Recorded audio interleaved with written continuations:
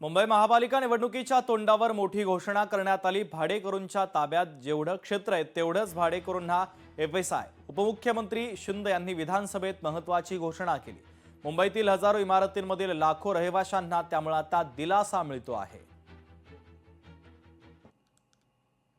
भाडेकरूंच्या ताब्यातील घरांचे जेवढे क्षेत्रफळ आहे, भाडेकरूंच्या ताब्यातलं घरांचं जेवढं क्षेत्रफळ आहे तेवढा एफएसआय देय करणे आणि त्याचबरोबर मालकांना भूखंडाच्या मालकीपोटी बेसिक एफएसआय देय करणे, म्हणजे भाडेकरूंनी जेवढा व्याप्त केला आहे तो त्यांना मिळाला पाहिजे आणि मालकांना भूखंडाच्या मालकीपोटी बेसिक एफएसआय देखील मिळाला पाहिजे। म्हणून ईडब्ल्यूएस आणि एलआयजी गटातील पागडीधारकांना त्यांच्या क्षेत्राच्या निःशुल्क पुनर्बांधणीसाठी लागणारा इन्सेंटिव्ह एफएसआय दिला जाईल, हा देखील निर्णय आपण सरकारने घेतला आहे। लोकशाही मराठी ऐका, पहा, जागरूक रहा।